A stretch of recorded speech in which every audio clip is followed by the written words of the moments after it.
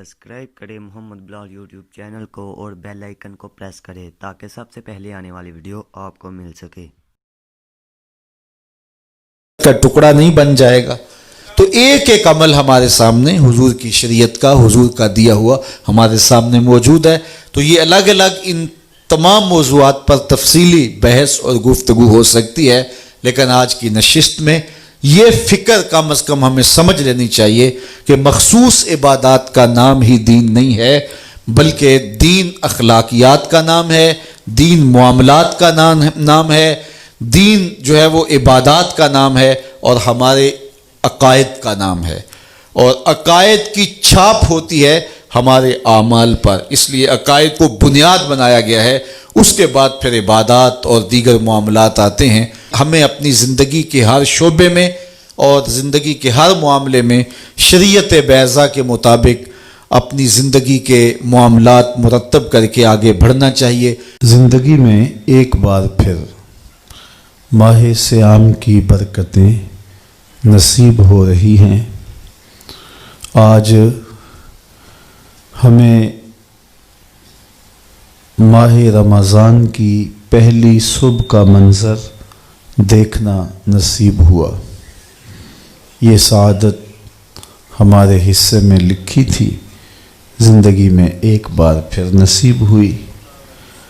یہ مہینہ اپنے دامن میں برکتیں، رحمتیں لیے ہوئے جلوہ فراز ہوا ہے۔ اللہ اس مہمان مہینے کی تعظیم و قدر کی توفیق عطا فرمائے۔ بہت سارے لوگ برکات کے حصول کے لیے اور رحمات پانے کے لیے طویل مسافتیں طے کر کے حرمین طیبین حاضر ہوتے ہیں، اور ہر ایک شخص کے بس میں یہ نہیں کہ وہ دیار نور پہ یوں حاضر ہو۔ ماہ صیام خود آ کر کے بندوں کو نوازتا ہے۔ کعبۃ اللہ کی مثال کنویں کی ہے کہ پیاسے کو چل کے جانا پڑتا ہے۔ ماہ صیام رمضان المبارک کی مثال بادل کی ہے جو خود آ کے برستا ہے، غرباء کو، مساکین کو، امراء کو، سب کو برابر فیض دیتا ہے۔ اس کی برکتیں ہر سال ہم سمیٹتے ہیں، من میں کتنی روشنیاں اور کتنے اجالے اگاتا ہے۔ آج پھر یہ مہینہ ہمیں زندگی میں نصیب ہوا، اور ہم اپنے آپ کو اور زیادہ خوش بخت سمجھتے ہیں کہ عمومی طور پہ اس ماہ انور کی صبحیں جو کہ اپنے دامن میں بہت سارا نور رکھتی ہیں، بہت ساروں کی سو کے نیند میں گزر جاتی ہیں، لیکن ہم کتنے خوش نصیب ہیں کہ ان لمحوں میں دین سیکھنے کے لیے مختلف جگہوں سے چل کر کے جمع ہوتے ہیں، اور جذبوں کا ایک جہاں آباد ہوتا ہے۔ ابھی میں یہاں حال میں داخل ہوا تو جس طرح کشاں کشاں لوگ کھچے چلے آ رہے تھے، بچے بھی تھے، بوڑھے بھی تھے، تو دل کی اتھاہ گہرائیوں سے دعا نکلی کہ مالک ان کو ایک ایک قدم پہ خیر دینا، اور یہ خالی کبھی نہ لوٹیں، ان کے واپس گھروں میں پہنچنے سے قبل اس اجتماع کی برکتیں ان کے گھروں تک پہنچا دینا۔ اور مجھے امید ہے کہ یہاں آنے والا کوئی شخص محروم نہیں رکھا جائے گا۔ ماہ صیام کی پہلی صبح ہے، اور ہم دین سمجھنے کے شوق میں چل کر کے، سفر کاٹ کر کے یہاں پہنچے۔ ظاہر ہے رات دیر سے سوئے، صبح جلدی اٹھے، اور سحری بھرپور کرنے کے بعد نیند کا غلبہ بھی ہوتا ہے، لیکن قربانی دے کے آپ کا یہ پہنچنا سعادت مندی ہے، اور یہ رائے گاہ نہیں جائے گا۔ فہم دین کو سمجھنے کی ایک کوشش ہے. دین کیا ہے؟ بعض لوگوں نے نماز، روزہ، حج اور زکوٰۃ کو ہی دین سمجھ لیا ہے. یہ دین کا ایک حصہ ہے، لیکن دین مختلف چیزوں کے مجموعے کا نام ہے. اعتقادات، عبادات، معاملات اور اخلاقیات. اعتقادات، ہمارے عقیدے کیا ہونے چاہیے، نظریات کیا ہونے چاہیے. اللہ تعالیٰ جل شانہ کے بارے میں وہ واجب الوجود ہے، واحد ہے، احد ہے، صمد ہے، بے نیاز ہے. پوری کائنات کو اسی نے تخلیق کیا ہے. وہ تخلیق ہونے سے پاک ہے، کسی کا باپ نہیں، کسی کا بیٹا نہیں. اس کو کسی کی ضرورت اور حاجت نہیں. پوری کائنات اسی کی محتاج ہے. پوری کائنات کو بغیر مادے کے، میٹیریل کے، صرف امر کن سے پیدا کرے، یہ اس کی شان ہے. اور وہ اپنے ایک امر سے پوری کائنات کو فنا کر دے، زمین کو لپیٹ لے، آسمانوں کو لپیٹ لے، پہاڑ ریزہ ریزہ بن کے روئی کے گالوں کی طرح اڑتے پھرے. یہ اس کے ایک حکم کی دیر ہے. اس کے لیے کوئی مشکل نہیں ہے. مختلف مخلوقات اس نے پیدا کی ہیں. انسانی ہدایت کے لیے اس نے نبیوں کا سلسلہ جاری کیا، اور مختلف قوموں کی طرف مختلف نبی جلوہ فراز ہوئے، جو ہدایت کا سندیسہ لے کر صداقت کا پرچم تھامے ہوئے دنیا پہ جلوہ فراز ہوئے. لیکن ان سارے نبیوں کے امام اور مقتدا آمنہ کے لال تھے. حضور خاتم النبیین ہیں، آخری نبی ہیں. حضور کے بعد کسی ذلی، بروزی اور کسی تشریعی اور غیر تشریعی نبی کی ضرورت باقی نہیں ہے. جو یہ دعویٰ کرے گا وہ دجال ہوگا، جھوٹا ہوگا، اور کوئی امکان حضور کے بعد نبوت کا باقی نہیں رہا. اللہ نے اپنے محبوب کو بہت ساری شانوں سے نوازا. مختلف انبیاء پر کتابیں اور صحیفے نازل کیے. 4 کتابیں اور 100 صحیفے نازل ہوئے جو مختلف انبیاء پر نازل ہوئے.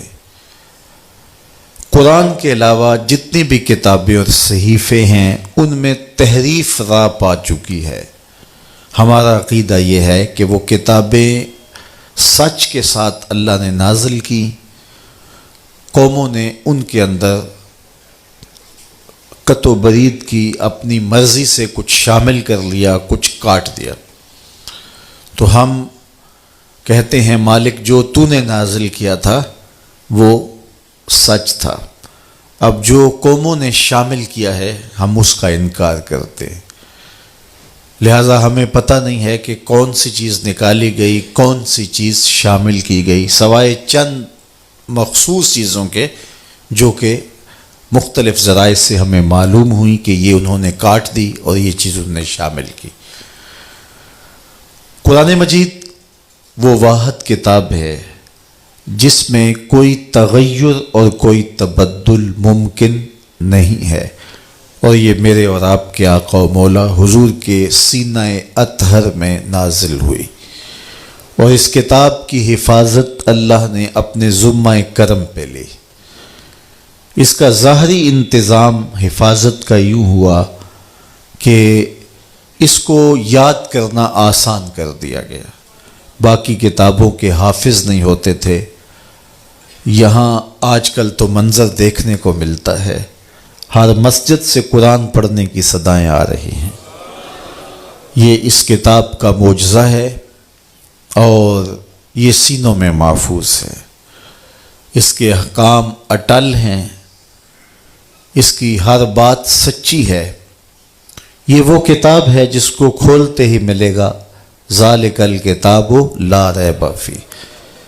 دنیا کے بڑے سے بڑے مصنف نے بھی کچھ لکھا ہو تو وہ آخر میں لکھتا ہے یا ابتدا میں کہ کوئی ایسا سکم پائیں تو مجھے بتائیں تاکہ اگلے ایڈیشن میں اس کی اصلاح کر دی جائے، لیکن یہ کتاب کھولتے ہی ملے گا، اس میں کوئی سکم ہے ہی نہیں۔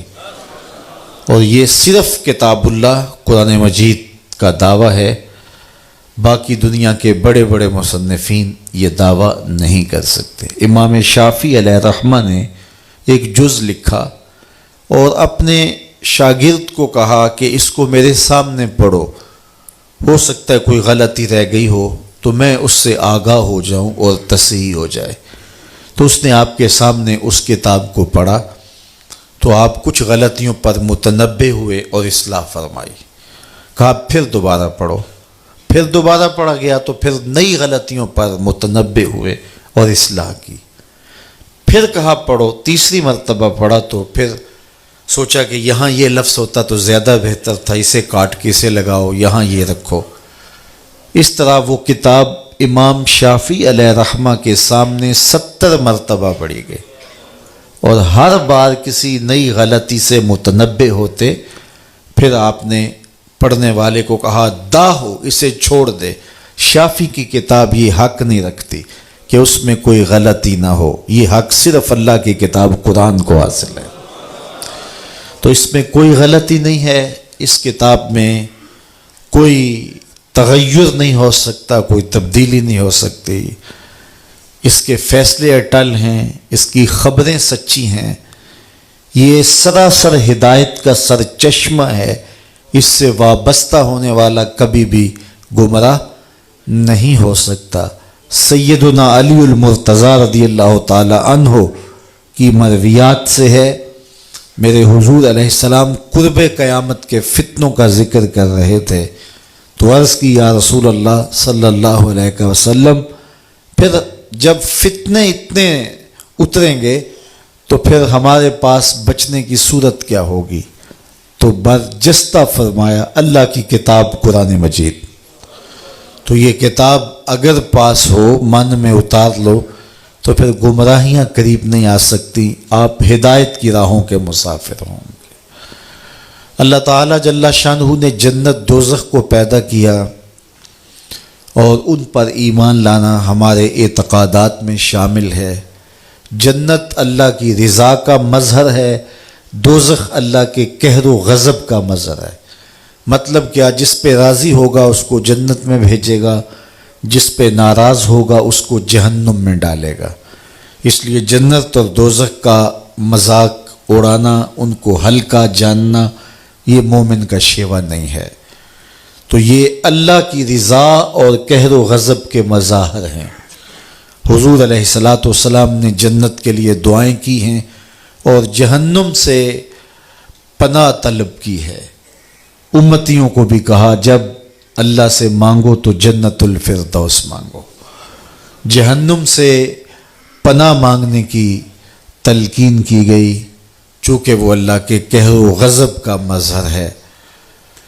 تو جنت اور دوزخ ان پر ایمان لانا، یوم حشر پر ایمان لانا، جس کی مقدار قرآن نے بتائی ہے کہ وہ 50,000 سال کا ایک دن ہوگا اور کاٹنے سے کٹے گا ہی نہیں، لیکن مومن کے لیے ایسے کٹے گا جس طرح عصر کی نماز کا وقت کٹتا ہے۔ اللہ اکبر! جس طرح قبر برزخ کی زندگی ہے وہ بھی ہمارے ایمانیات میں شامل ہے کہ مرنے کے بعد ہم دوبارہ اٹھائے جائیں گے اور قبر میں ہمیں 3 سوال پوچھے جائیں گے۔ پھر قبر یا جنت کے باغوں میں سے باغ ہے یا جہنم کے گڑھوں میں سے گڑھا ہے۔ جس کے لیے جہنم کا گڑھا تو اس کے لیے قبر کی منزل کاٹنا بھی مشکل ہوگی۔ وہاں عذاب مسلط کر دیے جائیں گے، سانپ مسلط کر دیے جائیں گے، بچھو مسلط کر دیے جائیں گے، لیکن جو مومن ہوگا اس کی قبر جنت کے باغوں میں سے ایک باغ ہوگی اور اس کے لیے قبر کی منزل کاٹنا مشکل نہیں ہوگی، وہ ایسے ہی ہوگا جس طرح ہار ٹوٹ گیا اور اس کے موتی اکٹھے کرنے لگا تو اتنے میں قیامت کھڑی ہو گئی۔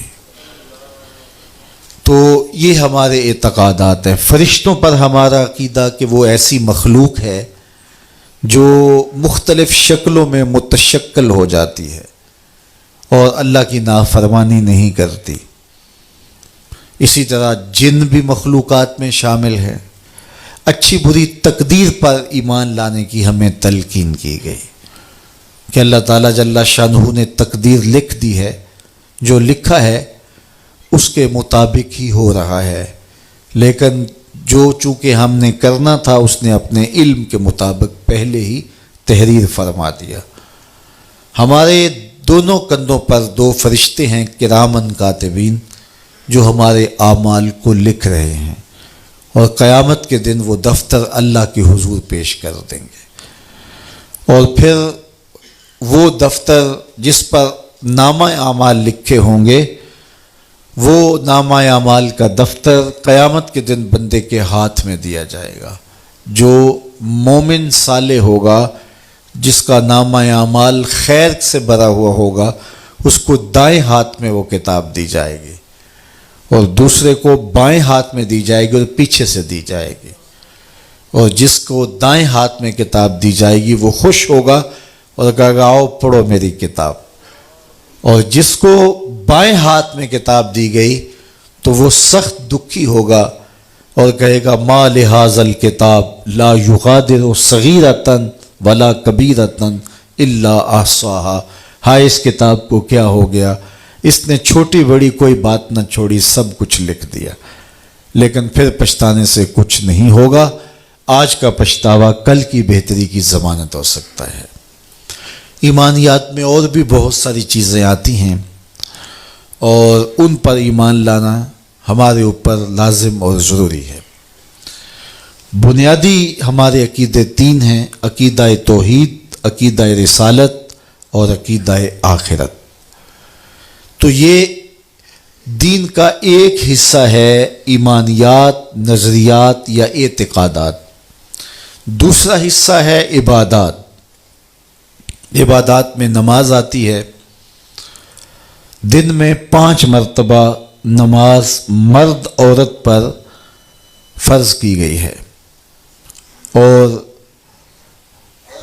مسافرت کی صورت میں، بیماری کی صورت میں بھی نماز کی معافی نہیں، سوائے خواتین کو ایام مخصوصہ میں انہیں رخصت دی گئی ہے، چھٹی دی گئی ہے، اور وہ اس کی قضا بھی نہیں کریں گی۔ ہاں، روزے کی قضا ان کے اوپر لازم ہے، لیکن نماز کی قضا ان پر نہیں ہے۔ باقی نماز کی بیماری کی حالت میں بھی چھٹی نہیں ہے، سفر کی حالت میں بھی چھٹی نہیں ہے، حتیٰ کہ اگر نماز کے لیے وضو کا پانی دستیاب نہیں ہے تو تیمم کر کے نماز پڑھی جائے گی۔ اگر کھڑا ہونے کی سکت نہیں رکھتا تو بیٹھ کے پڑھی جائے گی، بیٹھ کر نہیں پڑھ سکتا تو لیٹ کے پڑھی جائے گی۔ تو یہ ہے عبادات میں ایک چیز نماز، اور نماز اسلام کا اہم اور بنیادی رکن ہے۔ جو نماز کا انکار کرتا ہے یا نماز کو ہلکا جانتا ہے یا نماز کا تمسخر اڑاتا ہے، وہ بے دین ہے، کافر ہے، دائرہ اسلام سے خارج ہے، چاہے وہ کوئی عام شخص ہو، چاہے ملنگ ہو، چاہے کوئی بھی ہو۔ جو نماز کا تمسخر اڑائے اس کا دین سے کوئی تعلق نہیں ہے۔ جو نماز جان بوجھ کے نہیں پڑھتا وہ گناہ گار ہے، اور گناہ کبیرہ کا مرتکب ہوتا ہے۔ بعض ائمہ نے کہا کہ اسے قتل کیا جائے گا، بعض نے کہا کہ اس کو قید میں ڈال دیا جائے گا۔ یہ امام اعظم امام ابو حنیفہ علیہ رحمہ کا موقف ہے کہ بے نمازی کو حاکم وقت قید میں ڈال دے گا یہاں تک کہ وہ توبہ کرے، اگر توبہ کرے گا تو اسے چھوڑ دیا جائے گا۔ یہ ہے حضرت امام اعظم امام ابو حنیفہ کا موقف۔ تو نماز اس قدر اہم عبادت ہے کہ اس کے ترک کرنے پر سخت وعید آئی ہے، اور قیامت کے دن بندے سے سب سے پہلا جو سوال کیا جائے گا وہ نماز کا ہی سوال ہوگا۔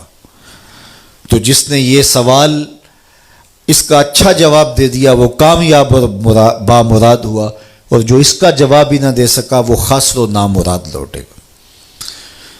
دوسری چیز زکوٰۃ ہے۔ زکوٰۃ بھی اہم رکن ہے، اور اس کا انکار کرنا بھی کفر ہے۔ اگر کوئی زکوٰۃ نہیں دیتا تو سخت گناہ گار ہے، گناہ کبیرہ کا مرتکب ہے۔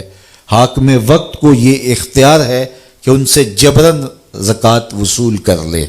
حضرت سیدنا صدیق اکبر رضی اللہ تعالی عنہ کے زمانے میں کچھ لوگوں نے زکوٰۃ دینے سے انکار کر دیا، تو حضرت سیدنا صدیق اکبر نے فرمایا کہ اگر وہ حضور کے زمانے میں کھجور کی ایک رسی بھی زکوٰۃ دیتے تھے، جب تک میں وصول نہیں کر لوں گا چین سے نہیں بیٹھوں گا، بلکہ آپ نے فرمایا لَقَاتَلْتُهُمْ عَلَىٰ مَنْعِهِ، میں اس کے روکنے پر ان سے جہاد کروں گا۔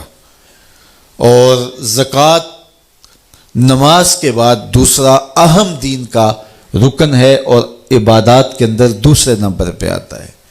پھر اس کے بعد روزہ آتا ہے اور حج آتا ہے۔